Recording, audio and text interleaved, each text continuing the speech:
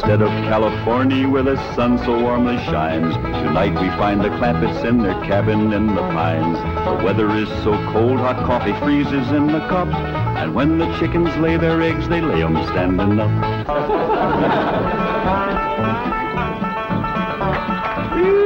Doggy's gonna be a cold one tonight. Somebody better get ready to fry that sun up in the morning to get it started. Yeah, sure we'll be glad to get back to that nice warm mansion in Beverly Hills. It ain't no fun sleeping on this cold, hard floor. That's a fact. You think that's bad? You ought to try sharing a room with that wild daughter of yourn. Well, leastways, you got a bed. That ain't a bed. That's a nest, a roost, and a den and a hutch all in one. Is them animal friends of Ellie's still coming in at night, Granny? Everything that can get through the window. Why don't you shut the window? Because I can't sleep without fresh air. Especially with that third party in bed with us. What third party? Ellie, can you come out here and bring your friend with you? Yeah, Granny. Don't you worry about it, Granny. I'll chuck it out. Whatever it is, you gotta get your sleep. Did you ask, Granny? Your pa wants that polecat. Give it to him. Now, wait a minute. Don't point that thing at me. You don't want to get drove outdoors on a night like this. Well, don't you want him, Pa? I just want to say that Granny'd appreciate it if he'd have this little fella sleep with his own family. All right, I'll go get the others in. Oh, no, outdoors with his family. Otherwise, when we go to California, they might not take him back in.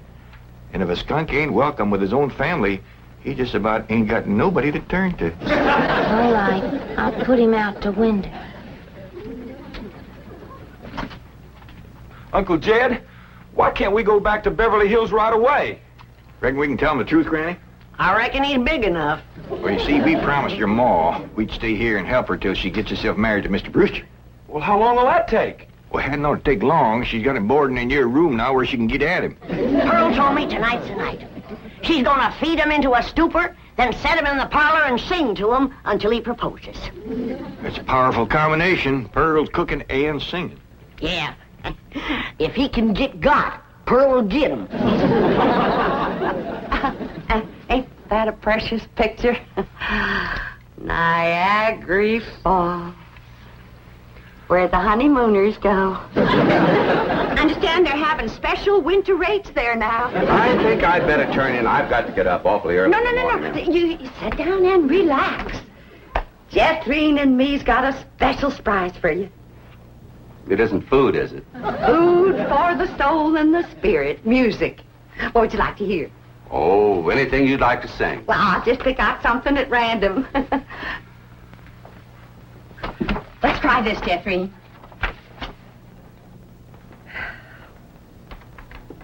Oh, promise me that someday you and I will take our love together to some sky where we can be alone and faith renew.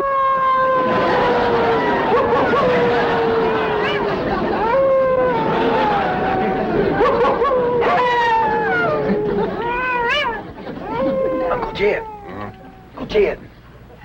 What's got them wolves so stirred up tonight? Oh, but something sure is setting them off. Hey, Lane, can't sleep a wink. Go to the right, Granny. Go to the left, Granny. Move. Them wolves keeping you awake too, Granny? He sure is. Howling goes right through you.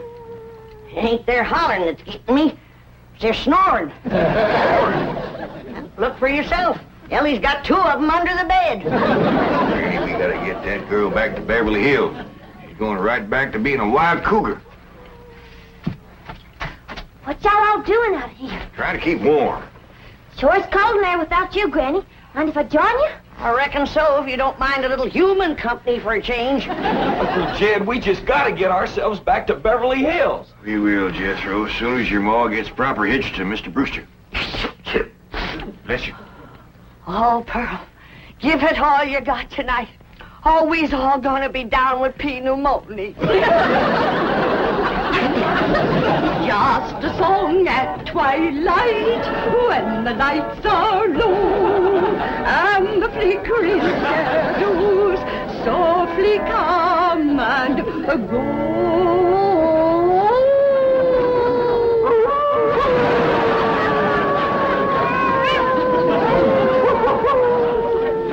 Home joys divine, home joys so pure, love ever faithful and love ever sure. Ah, that was a wonderful concert. You both are unusually talented. Thank you. Yes, indeed. That means a lot coming from you. Naturally, folks around here brag on us. In fact, they think we ought to go on a concert tour. Oh, really? Oh, yes. My neighbors is always after me to sing out of town. Well, I can understand that. Mr. Brewster, do you really like music and singing? Well, I used to. I used to sing a lot myself in college musicals, amateur theatricals. Was you on the stage, Mr. Brewster? Oh, yes. After college, I did quite a bit of little theater work, summer stock. Matter of fact, there was a time when I seriously considered the stage as my career. Ma, Mr. Brewster's an actor. Well, not any longer. My father had other ideas. He insisted I get into the oil business. Mr. Brewster, did you ever do anything from the Bard of Avon? That's Shakespeare. Oh, I just love him. Well, as a matter of fact, I once played the lead in Romeo and Juliet. Which one was you? I was Romeo. In my youth, I was considered quite a leading man type.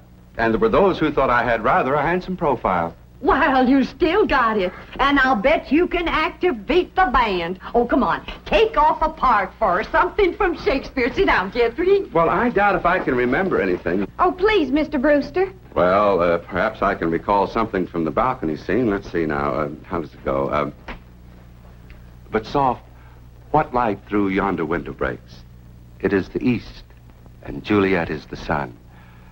Arise, fair sun, and kill the envious moon, who is already sick and pale with grief that thou, her maid, art far more fair than she. Go to bed, Jethro. Well, I think I'll turn in. Oh, well, please, do some more of them love speeches from Shakespeare. Well, my throat is a little sore. I think I'd better gargle a little warm salt water and go to bed. Well, I can take care of you. That's another one of my specialties. Nursing the sick. Well, it might be the flu bug, and you wouldn't want to catch it. Good night. If his flu bug is as hard to catch as he is, I got nothing to worry about. Jed, have you ever known it to be so cold? Never have, Jethro. This ain't cold.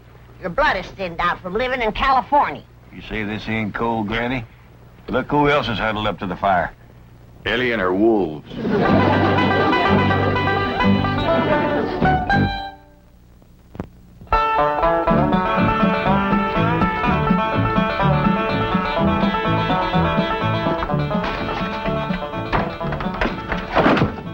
Still cold this morning, Granny. Cold? You call this cold?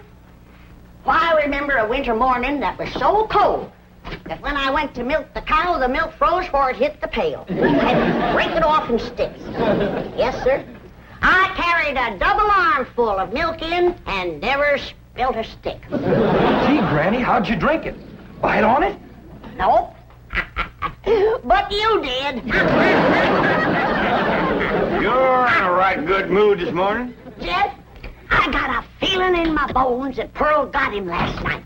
Oh, I seen Mr. Brewster's car coming down the road, and Aunt Pearl's with him. I told him, my bones is never wrong.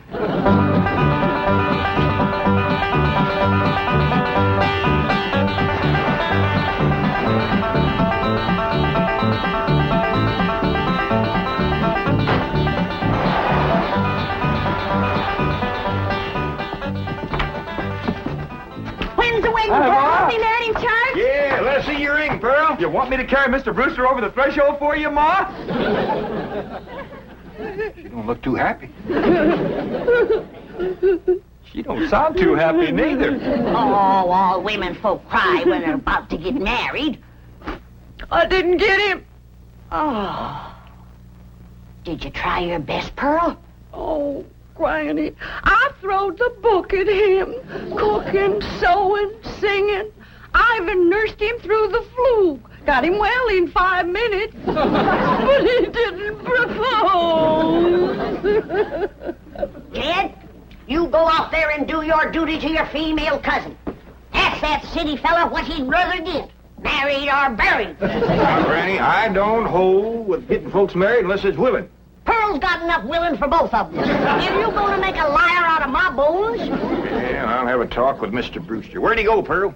He said he was going to park the car on the warm side of the cabin. But he must have run off.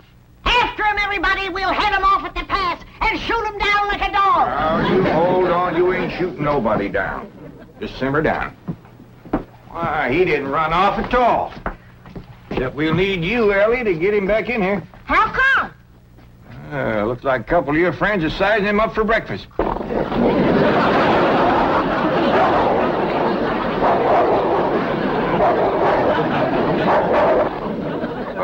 in all sincerity, Mr. Clampett, your cousin Pearl is a very remarkable woman. It's just that, well, I don't want to get married. Oh, I understand that, Mr. Brewster, and I thank you for speaking the truth like a man, but my cousin Pearl has got herself a problem. Oh, what's that? Well, ain't no secrets in the hills, and everybody's dog knows that you've been boarding with her over at her place, and they all know she's had her cap set for you. And, well, I ain't blaming you, Mr. Brewster. Jed? Did he say yes? Can we come out now? Not yet a while, Granny. Well, if you're too chicken to shoot him, Ellie's got her wolves standing by. Mr. Brewster, in order to save my cousin Pearl from shame, I'm going to ask you to do me a big favor. Anything I can do. I want you to propose to her in front of somebody. But, And let her turn you down, of course. oh, I see. Of course, yes, that'll save face. Pearl will know that she's supposed to turn me down. Oh, sure, we'll have an understanding with Pearl. Now, the one I think you ought to propose in front of is Elverna Bradshaw. You know, Mr. Clampett, this idea of yours is quite inspired. Oh, just a notion. You see, Elverna is the biggest gossip in the hills. No, really, it's brilliant. It combines drama, pathos, suspense. It has a happy ending. Great third-act curtain. It's real theater. Of course, you'll have to be convincing, so Elverna will... Convincing? Why, I'll give a performance that the people of these hills will remember as long as they live. Well, just so that... When Pearl Bodine turns down my impassioned proposal of marriage, there won't be a dry eye in the house. Elverna, don't cry easy. Oh, well, now, surely you're not going to waste this dramatic scene before just one person. Well, I reckon Elverna's daughter... I've got it. I've got it. The movie house where Pearl plays the piano. You want to propose there? Well, it's perfect. Everybody in town will see it. I want to kind of shame you to be turned down in front of all them people. Well, it's just a performance. I've learned one thing in the theater.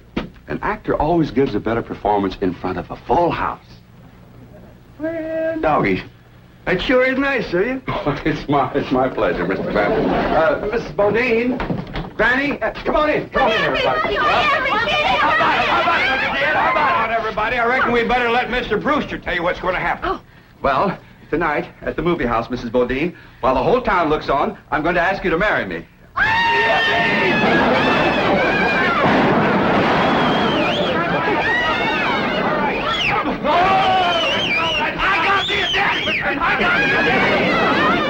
This calls for a whopping big snort. Now, will y'all quieten down, everybody, until you hear the rest of the story. Now, Pearl, when Mr. Brewster asks you to marry him, you're going to say no. Not unless I'm as drunk as you are.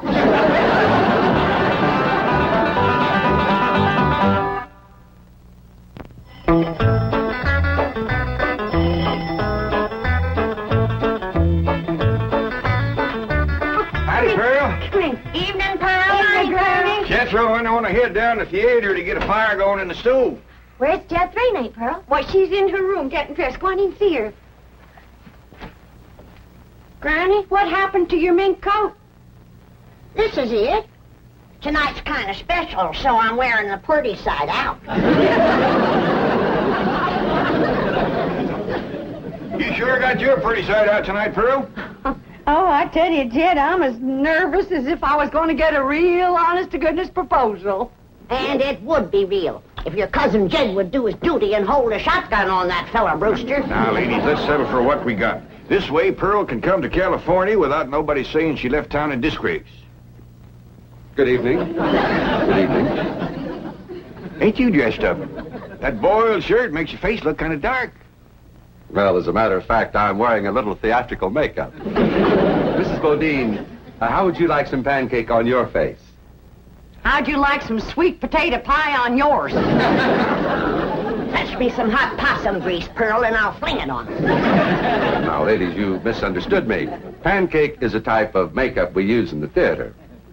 An actor, like myself, would feel positively undressed without it. I thought you was oil man. Well, that's my business. But at heart, I shall always be an actor. Say now, speaking of acting, you two got it figured out what you want to say? Oh, yeah, we rehearsed 12 times. Mr. Brewster will be sitting on the front row, and when the picture's over, he'll jump up and he's... Excuse me. I've been thinking about that. I believe it would be more effective if I made an entrance. Entrance? Yes, I'll come down the aisle. Oh, all right. And then Mr. Brewster's going to say, Mrs. Bodine, don't go to California with your cousin Jed. Stay here and be my wife. I've been thinking about that, too. After a big entrance down the aisle, that's going to seem like a pretty flat opening speech. Well, you just say what you want to say. All I got to say is, no, I won't marry you. If that's Homer Winch, I'm going to hit him right in the head.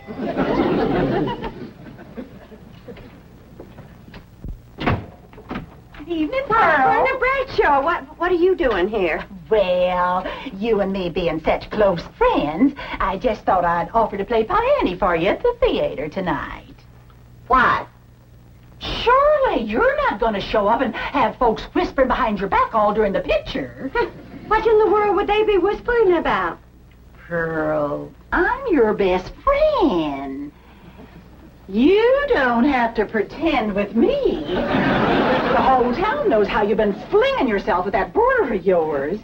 For your information, Elverna Bradshaw, Mr. Brewster proposed to me 12 times today, and 12 times I turned him down. Is that why he give you this here mink coat? 'Cause you turned him down? This here mink coat was given to me by my niece, Ellen May Clampett. Oh, Pearl, I keep telling you, you don't have to pretend with me. I'm your best friend. When Elverna Bradshaw is your best friend, you're up to your eyeballs in enemies. Mr. Brewster, if you was to go in there now and propose in front of Elverna, you could save yourself a trip to the theater. And the news would get around a heap quicker. You don't understand, Mr. Clampett. An actor needs an audience. Elverna, if you don't mind, I'd like you to get out of my coat and out of my house. I'm going to be late for the theater. Pearl, take your best friend's advice and sneak out of town quietly. You can depend on me to smooth everything over. Thanks for nothing.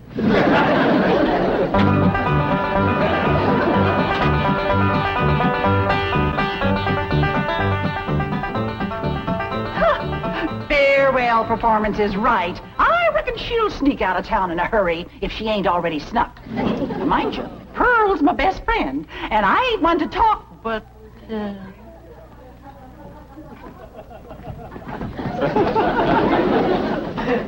Good evening, lady. You too, Elverna. I noticed Mr. Brewster wasn't with her. Oh, and did you see that mink coat?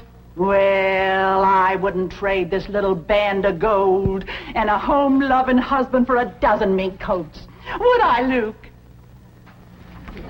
Luke? Luke Bradshaw! That little sneak, he got away again.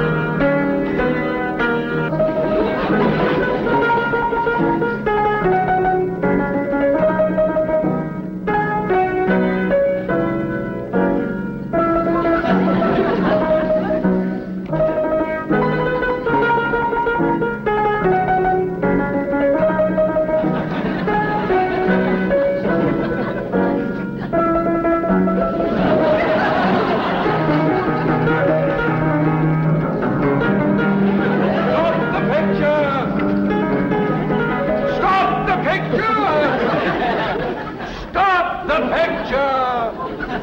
All right, Charlie. Mrs. Bodine, I just saw that poster out front. Farewell performance. Does that mean you are leaving? Oh, yes, Mr. Brewster. I'm going to California with my cousin Jed and his family. Oh, no, please. Please, I beg you. I implore you. I beseech you. Don't go. Stay here and be my wife. No, thank you, Mr. Brewster. I cannot. I will not accept that answer. For I love you, Pearl Bodine. I love you with all my heart. With all my soul, I love you as no man has ever loved woman before. He's better than Francis X. Bushman. Be mine. Pearl, be mine. Come back here, Mr. Brewster. No, Mr. Brewster, my answer is no. Then your life has come to an end. For what is life without love? If I was him, I'd let it go at that. Without Pearl Bodine, there is no love. Oh, me darling, oh, me precious. Say those words that will make me the happiest of men. I'm behind you. My answer is still no. Better quit while you're ahead, Mr. Brewster. Oh, how those words stab into me heart like cold steel. And only you, Pearl Bodine, can heal the mortal wound. Oh, moon of me desire, marry me, Pearl. No. I promise you a life of happiness, No? a life of luxury. No. Oh, me darling, look into me tear-stained eyes. Look into the tortured face of your love slave. Free me with that one divine word. Say yes. Say yes, and together we will enter a paradise of love everlasting. Yes, I'll marry you.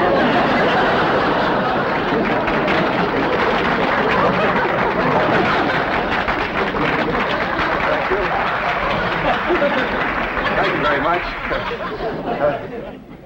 Did you say yes? Yes. Go ahead and said yes. I was ready myself.